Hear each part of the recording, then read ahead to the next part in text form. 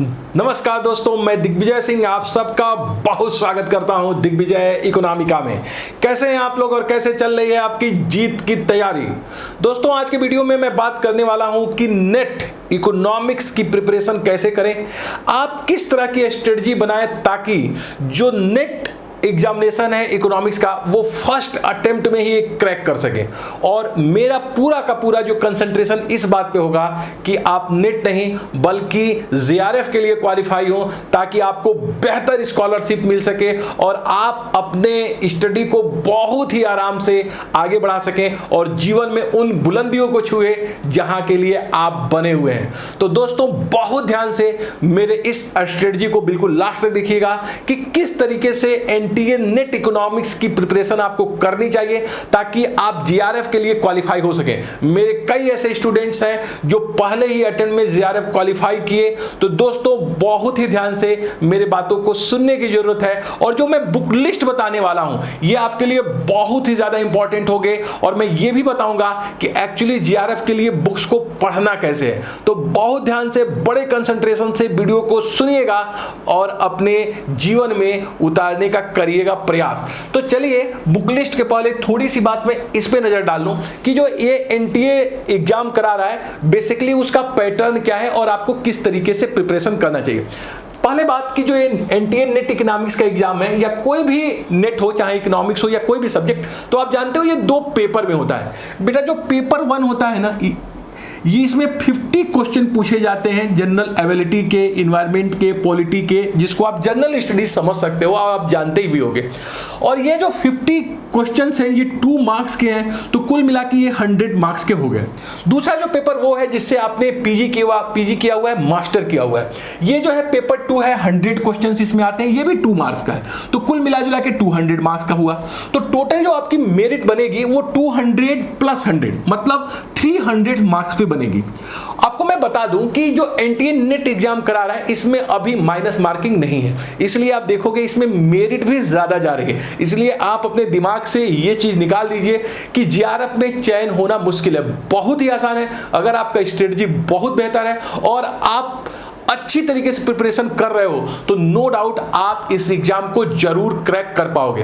तो दोस्तों, जीआरएफ के लिए क्या करना है, कितने नंबर्स लेने हैं ये आप समझ लीजिए, क्योंकि मैंने बताया कि माइनस मार्किंग है नहीं। तो अभी पिछले 2 साल से आफ्टर कोविड अगर आप थोड़ा सा रिजल्ट को देख लो तो जो जीआरएफ हुआ है इकोनॉमिक्स में वो जनरल कैटेगरी का हुआ है 106 to 108 मार्क्स पे। इसका मतलब ये है कि आपको अपने सब्जेक्ट में 75 to 80 क्वेश्चन सही करने का टारगेट बनाना चाहिए कि मैं 75 से लेकर 80 क्वेश्चन तक इकोनॉमिक्स में सही करूं। और जनरल स्टडीज में आपकी टारगेट 30 होना चाहिए, जिससे आप आराम से जीआरएफ के लिए क्वालिफाई हो सके। और ये कोई बड़ी बात नहीं है, अगर आपकी स्ट्रेटजी बेहतर है तो आप नो डाउट आराम से 80 क्वेश्चन इकोनॉमिक्स में कर सकते हो और 30 क्वेश्चन आप जो है फर्स्ट पेपर में कर सकते हो। नेट के लिए जो आप अभी क्वालिफाई हुए पिछले 2 ईयर्स में बच्चे, वो 95 to 97 पे क्वालिफाई हुए हैं। इसका मतलब ये है कि अगर आप 70 क्वेश्चन कर लेते हो अपने सब्जेक्ट में और 25 से 26 क्वेश्चन कर देते हो फर्स्ट पेपर में तो आप आराम से नेट के लिए क्वालिफाई हो जाओगे। बट मैं बिल्कुल नहीं चाहता हूं कि आप नेट के लिए क्वालिफाई हो, मैं ये जरूर चाहता हूं कि आप जीआरएफ क्वालिफाई करो ताकि आपको बेहतर स्कॉलरशिप 40,000 की स्कॉलरशिप पर मंथ मिल सके और आप बहुत अच्छा कर सको। इस वीडियो में मेरा पूरा कंसंट्रेशन है कि इकोनॉमिक्स को किस तरीके से प्रिपेयर आप करेंगे। हो सके कि आप अभी पीजी करना शुरू कर रहे हो, आपका एमए में एडमिशन हुआ है, मास्टर में एडमिशन हुआ है, या फिर यह भी हो सकता है कि आप दूसरे कैटेगरी में आ रहे हैं, आपने पीजी पास आउट कर चुका है, उसके बाद आप प्रिपरेशन कर रहे हो। सबसे बेहतर स्टेज ये है कि जो ही आप पीजी में एनरोल्ड हो आपको सोच लेना चाहिए, माइंडली आपको माइंडसेट बना लेना चाहिए कि मुझको जो है जीआरएफ क्वालिफाई करना ही करना है। और अगर आप 2 साल तक इसी मेंटेलिटी के साथ शुरू करो पढ़ाई तो कोई ऐसी पावर नहीं है जो आपको जीआरएफ क्वालिफाई होने से रोक सके। तो दोस्तों, पहले बार मैं आज अपना व्हाट्सएप नंबर आपको दे रहा हूं ताकि आपको कोई प्रॉब्लम है तो आप मुझे मैसेज करिएगा, कभी भी कॉल मत करिएगा क्योंकि बहुत काम होते हैं तो मैं आपका कॉल नहीं रिसीव कर पाऊंगा। तो प्लीज मुझे व्हाट्सएप करिएगा किसी भी तरह के प्रॉब्लम्स के लिए, किसी भी तरह की स्ट्रेटजी के लिए, किसी भी क्वेश्चन को करने के लिए और क्या तैयारी हो एनटीए नेट की इसके लिए। तो ये है मेरा व्हाट्सएप नंबर जो मैं पहले बार दे रहा हूं, नोट कर लीजिए ताकि इकोनॉमिक रिलेटेड बातों पे हम आपसे चर्चा कर सके। ये है 6 6073748227 प्लीज नोट कर लीजिए। और आप सिर्फ और सिर्फ नेट जीआरएफ के लिए अगर आपको कोई प्रॉब्लम है तो मुझसे इस पे मैसेज करिएगा। किसी भी तरह के प्रिपरेशन रिगार्डिंग अगर मेरी आवश्यकता है तो मैसेज करिएगा। जब भी मेरे पास फ्री टाइम होगा मैं जरूर आपको रिस्पांस करूंगा। नंबर एक बार और मैं आपको बता देता हूं, 6307374827 यहां पे आप मुझे मैसेज करिएगा और जब भी मेरे पास टाइम होगा मैं आपको रिस्पांस जरूर दूंगा। अब आइए जो सबसे मूल बात है उस पे हम आते हैं, बुक लिस्ट और आपकी स्ट्रेटजी। मैंने कहा कि ज्यों ही आप पीजी में जाते हो, ज्यों ही आप एडमिशन लो, माइंडसेट बना लो कि मुझे जेआरएफ क्वालिफाई करना है। जितने भी एस्पिरेंट इस माइंडसेट के साथ पीजी में आते हैं वो आराम से जेआरएफ क्वालिफाई कर लेते हैं। सिर्फ और सिर्फ आपका माइंड मेकअप शुरू से ही होना चाहिए। और अगर आप पीजी कर चुके हो तो आपको बहुत ज्यादा डिवोशन के साथ सिर्फ और सिर्फ 4 महीने पढ़ने की आवश्यकता है और आप जेआरएफ क्वालिफाई कर लोगे। तो आइए हम देखते हैं सबसे पहले कि सबसे बेस्ट बुक लिस्ट क्या है जेआरएफ के लिए, इकोनॉमिक्स के लिए। तो सबसे पहले अगर आप सिलेबस को देख लो तो ये 10 भागों में बटा है। बिल्कुल डरने की आवश्यकता नहीं है कि ये 10 भाग है, बहुत लेंदी है, बिल्कुल लेंदी नहीं है। आप सबकी पढ़ाई BA1 से ही कर रहे हो, इसलिए डोंट वरी, एकदम आराम से हो जाएगा। मैं आपके साथ हूं। देखिए सबसे पहले मैं यहां सीरियल नंबर 1 2 3 4 10 तक आया हूं क्योंकि यही सिलेबस है। पहले नंबर का सिलेबस है माइक्रो इकोनॉमिक्स का, फिर है मैक्रो इकोनॉमिक्स दूसरे नंबर पे, तीसरे नंबर पे है स्टैटिस्टिक्स एंड इकोनोमेट्रिक्स, चौथे नंबर पे है मैथमेटिकल इकोनॉमिक्स, पांचवें पे है इंटरनेशनल इकोनॉमिक्स, छठे पे है पब्लिक फाइनेंस, सातवें पे है money and banking, 8th number पे है growth and development, 9th number पे है इन्वायरमेंट एंड डेमोग्राफिक इकोनॉमी और इंडियन इकोनॉमी। तो 10 भागों में ये बटा हुआ है। तो सबसे पहले मैं यहां बात करूंगा आपसे कि ये जो 10 भाग हैं, इस 10 भाग की प्रिपरेशन किन किताबों से करनी चाहिए, कौन आपके लिए सबसे सुटेबल बुक है। यहां पे जो मैंने बुक लिस्ट बनाई है वो इंग्लिश में भी बनाई है और हिंदी में भी बनाई है। तो अपने मीडियम के अकॉर्डिंग बुक को चयन करिएगा। अगर आपको बुक्स खरीदने में दिक्कत होगी तो मुझे व्हाट्सएप पे मैसेज करिएगा, मैं आपको बुक दिलवा दूंगा। यहां पे देखिए इंग्लिश मीडियम में जो बुक है वो है डॉक्टर HL आहूजा साहब की और कुत्सियानिस की। ये दोनों ही बुक बहुत फेमस है। माइक्रो इकोनॉमिक्स इंग्लिश में अगर आपको लेना है तो HL आहूजा और कुत्सियानिस की लीजिए। अगर आप हिंदी में लेना चाहें तो डॉक्टर SN लाल की माइक्रो इकोनॉमिक्स व्यष्टि अर्थशास्त्र और आहूजा साहब की भी उच्चतर आर्थिक सिद्धांत लीजिएगा। उच्चतर आर्थिक सिद्धांत ये माइक्रो इकोनॉमिक्स के लिए एक कंबाइंड बुक्स है जो काफी मोटी है, बट अगर आप लोगे तो दोनों ही किताबें ले सकते हो, डॉक्टर SN लाल, HL आहूजा। एक किताब से बेटर है कि आप 2 किताब जरूर लें ताकि आपकी तैयारी बहुत अच्छे से हो जाए, क्योंकि we are talking about JRF, we are not preparation for NET. तो 2 किताबें हैं, HL आहूजा इंग्लिश में ले लो, कुत्सियानिस इंग्लिश में ले लो, हिंदी में डॉक्टर SN लाल साहब को और HL आहूजा को ले लो। जब आप मैक्रो इकोनॉमिक्स की बात करोगे तो मैक्रो इकोनॉमिक्स में आपको HL आहूजा और RD गुप्ता लेनी चाहिए। मेरे हिसाब से HL आहूजा द बेस्ट है मैक्रो इकोनॉमिक्स के लिए। मैक्रो इकोनॉमिक्स के लिए बहुत बुक मार्केट में अवेलेबल है। अगर आप देखोगे तो मैनक्यू आएगी, बहुत अच्छी बुक है, आप लेना चाहते हो तो। इसके अतिरिक्त डान बुक फिशर स्टार जाएगा, सेपिरो आएगी, बहुत सी किताबें आपको हैं। बट नेट के एग्जाम के पॉइंट ऑफ व्यू से मेरे अकॉर्डिंग जो आपको पढ़ना चाहिए वो आपको पढ़ना चाहिए HL आहूजा की जो एडवांस मैक्रो इकोनॉमिक्स है वो, और RD गुप्ता की मैक्रो इकोनॉमिक्स। अगर आप हिंदी में जाओगे तो फिर मैं आपको सजेस्ट करूंगा यहां पे समष्टि अर्थशास्त्र का जो विश्लेषण है वो HL आहूजा का हिंदी में लीजिए और डॉक्टर SN लाल साहब का समष्टि आर्थिक विश्लेषण ले लीजिए। तो 2 किताबें हिंदी में भी मैं आपको बता रहा हूं। फिर देखो स्टैटिस्टिक्स एंड इकोनोमेट्रिक्स। बेटा लोग इससे डरते हैं, मुझे कुछ नहीं समझ में आ रहा है कि बच्चे आखिर में इससे डरते क्यों हैं। अगर आप पेपर को उठा को देख लो तो ये जो तीसरा और चौथा नंबर का सिलेबस दिया हुआ है स्टैटिस्टिक्स एंड इकोनोमेट्रिक्स और मैथमेटिकल इकोनॉमी, कुल मिला जुला के पूरे 100 क्वेश्चन में से 10 ही क्वेश्चन इसमें पूछे गए और जितने भी क्वेश्चंस पूछे गए हैं वो सारे एजम्पशन बेस है, बिल्कुल बेसिक क्वेश्चन है। अगर आपको सिंपल डिफरेंशिएशन आता है, अगर आपको simple statistics mean median mode आता है, डिस्पर्सन आता है, अगर आपको कोरिलेशन थोड़ा सा आता है, तो डोंट वरी, अगर एक सप्ताह तुम लग जाओगे बेटा, एक सप्ताह में तैयार हो जाएगा, तो डोंट वरी, इसके लिए क्यों चिंता कर रहे हो, 7 दिन में मैं इसको कंप्लीट करा दूंगा। स्टैटिस्टिक्स एंड इकोनोमेट्रिक्स के लिए दामोदर एन गुजराती की बुक द बेस्ट बुक है। अगर आप जाते हो हिंदी मीडियम में तो एस एन लाल साहब की सांख्यिकी विश्लेषण आप लोग ले लो, बहुत ही आसान क्वेश्चंस पूछे गए हैं। और जब आप मैथमेटिकल इकोनॉमिक्स की बात करते हो तो मैथमेटिकल इकोनॉमिक्स के लिए मैं आपको कहूंगा कि मेहता और मदनानी की बुक आप परचेज करें। हिंदी में जाइएगा तो डॉक्टर एस एन लाल साहब की स्टैटिस्टिक्स पे बुक आ गई है। और यूपी बोर्ड का जो 9th और 10th का मीन मीडियन मोड डिस्पर्सन है बेटा, उसको पढ़ लो, टेस्ट भी उसमें मिल जाएगा। तो सो सिंपल, इसमें कहीं से भी कोई वरी की बात ही नहीं है। आगे आइए इंटरनेशनल इकोनॉमिक्स। इंटरनेशनल इकोनॉमिक्स में क्वेश्चन बहुत अच्छे पूछे गए हैं, बड़े क्वालिटी वाले पूछे गए हैं। इसमें मैं 2 किताबें आपको रिकमेंड करूंगा, H.G.. Manur and Salvatore. H.G.. Manur best book है, बहुत ही सिंपल लैंग्वेज में लिखी गई है। यहाँ पे सामने है, मैं आपको दिखा दूं। एच.जी. मनूर की ये इंटरनेशनल इकोनॉमिक्स है, ये येलो कलर की बुक आएगी, आपको फ्लिपकार्ट अमेजॉन से मिल जाएगी।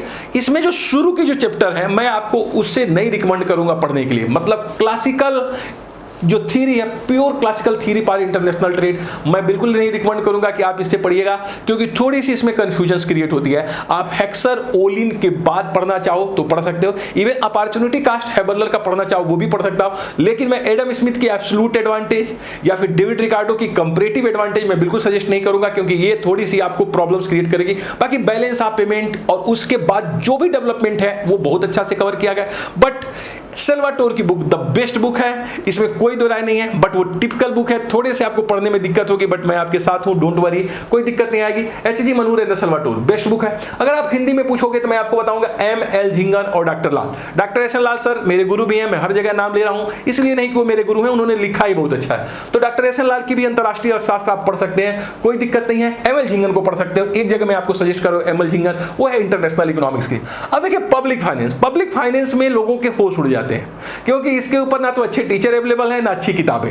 बट याद रखिए, मैंने अपने फ्री चैनल के ऊपर इतनी चीजें डाल दी है ना बेटा कि आप देखोगे तो आपको बहुत अच्छा लगेगा, बहुत कंसेप्ट आपके क्लियर हो जाएंगे। मैं आपको सजेस्ट करूंगा यहाँ पे एच.एल. भाटिया, एच.एल. भाटिया को आप जरूर पढ़िए। इसके लिए मसग्रेव की बुक भी आती है, वो भी किताब भी अच्छी है, मसग्रेव भी आप ले सकते हो। बाकी हिंदी में डॉक्टर एस एन लाल का कोई भी तोड़ नहीं है, जबरदस्त बुक उन्होंने लिखी है। हिंदी वाले लोग जरूर जरूर पढ़िए डॉक्टर एस एन लाल की public finance the best book, आप एस एन लाल सीरीज। तो आपको मैं फिर डॉक्टर एस एन लाल की बुक रिकमेंड कर रहा हूं पब्लिक फाइनेंस के लिए। इंग्लिश में मैं एच.एल. भाटिया और मैं आपको मसग्रेव सजेस्ट कर रहा हूं, बट आप एच.एल. भाटिया से काम चल जाएगा। मसग्रेव की नेट के एग्जाम के पॉइंट ऑफ व्यू से बहुत अच्छी बुक है, बट नेट के पॉइंट ऑफ व्यू से इसमें कोई आपके लिए नहीं है। यूपीएससी के पॉइंट ऑफ व्यू से मसग्रेव द बेस्ट। अब आइए money and banking. Money and banking के लिए मैं आपको सजेस्ट करता हूं इंग्लिश में एस.बी. गुप्ता, सूरज भान गुप्ता प्लस एच.एल. आहूजा का जो मैक्रो इकोनॉमिक्स है, उसमें बाद में देखोगे तो मनी, बैंकिंग, पब्लिक फाइनेंस दिया हुआ है, वो आपके लिए बहुत अच्छा होगा। तो S.B.. Gupta plus HL. Ahuja. और डॉक्टर एस एन लाल सर की बुक है मनी के ऊपर, आप पढ़ लो, काम भर की चीजें हैं। डॉक्टर एस एन लाल सर की जो आर्थिक विश्लेषण है, बेसिकली वो लिखी गई इंडियन इकोनॉमी, भारतीय अर्थव्यवस्था, उसमें भी उन्होंने मनी पे काफी कुछ लिखा है, इन्फ्लेशन रिलेटेड इश्यूज पे अच्छा लिखा है, तो आप पढ़ सकते हो। बाकी जो मनी एंड बैंकिंग है, आप एच.एल. आहूजा साहब ने इस पे भी बहुत अच्छा काम किया है। ग्रोथ एंड डेवलपमेंट के लिए कोई बहुत स्पेसिफिक बुक नहीं है, बट मिश्रा एंड पूरी बड़ी मोटी भारी भरकम बुक है, आप उसे चाहो तो लो, चाहे मत लो, नेट से पढ़ लो या फिर मेरे वीडियो को बहुत अच्छे से देखो, हर कुछ उसमें अवेलेबल है। प्लस डानबुक, फिशर और स्टार मुझे सबसे अच्छा लगा, यद्यप ये बुक मैक्रो इकोनॉमिक्स की है, डानबुक, फिशर एंड स्टार, बट जब तुम इसे पढ़ते हो ना बेटा, शुरुआती जो ही शुरू करते हो कि why development gap amongst the nation, देशों के बीच जो ग्रोथ है उसमें अंतर क्यों है, इन्होंने इतना शानदार एक्सप्लेन किया है और इतने अच्छे तरीके से इन्होंने सोलो मॉडल से लेके न्यू क्लासिकल ग्रोथ मॉडल को जितने अच्छे से आगे बढ़ाया है, एग्रीगेट डिमांड, एग्रीगेट सप्लाई, तो शुरू के जो पार्ट हैं ग्रोथ के, जो आपके लिए डिस्टर्बिंग एलिमेंट होते हैं, exogenous growth theory, endogenous growth theory, बेहतरीन तरीके से लिखा गया है, इसलिए मैं आपको सजेस्ट कर रहा हूं। बट आपको इसको भी खरीदने की आवश्यकता नहीं है, आप मांग लीजिएगा, मैं पीडीएफ आपको दे दूंगा, डोंट वरी। तो ग्रोथ एंड डेवलपमेंट के लिए मैं यहां पे बोल रहा हूं डॉक्टर एच.एल.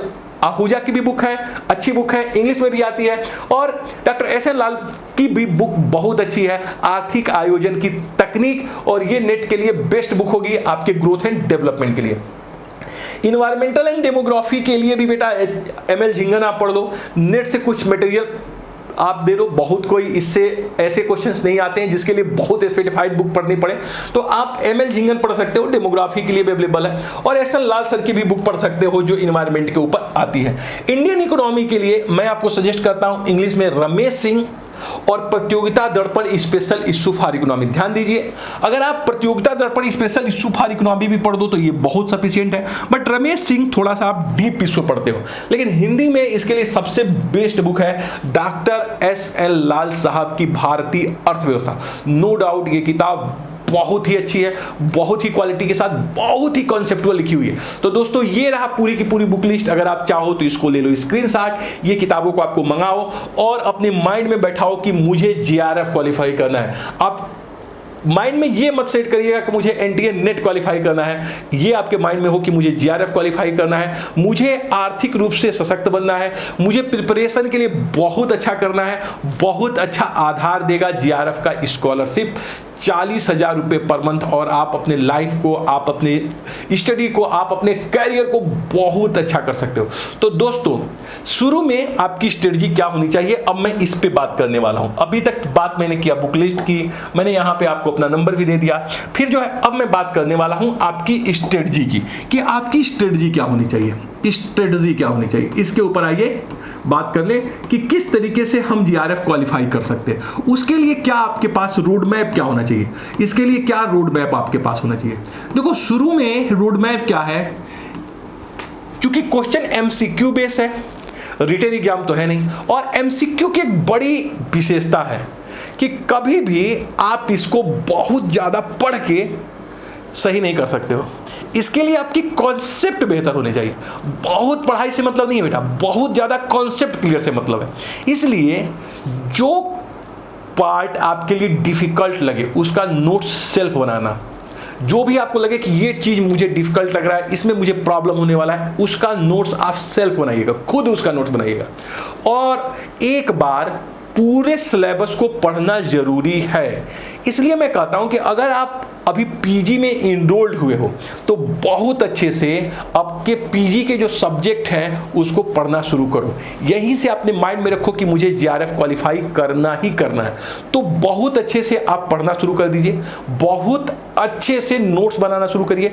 एक बार पूरे सिलेबस को कवर करना, एक बार बहुत अच्छे से, लेकिन सिर्फ पढ़ना नहीं है, इंपॉर्टेंट टॉपिक को जहां आपको कंफ्यूजन लग रहा है, जहां आपको लग रहा है टिपिकल है, उसको अपना सेल्फ का नोट्स भी बनाना है। मतलब माइक्रो का भी नोट्स बनाओ, मैक्रो का भी नोट्स बनाओ, पब्लिक फाइनेंस में भी थोड़ा लिखो। माइक्रो नोट्स, ऐसा नहीं पूरा पोथा लिखने की जरूरत है, माइक्रो नोट्स जो आपको चीजें क्लियर है, इंटरनेशनल इकोनॉमिक्स का नोट्स बताओ, इंडियन इकोनॉमी का नोट्स बनाओ, मनी का बनाओ, बैंकिंग, सब चीज का बनाओ। बाकी जब एक बार पूरी तरीके से आप पढ़ाई कर लो तो उसके बाद पूरा का पूरा आप अपना फोकस करो टेस्ट सीरीज के ऊपर।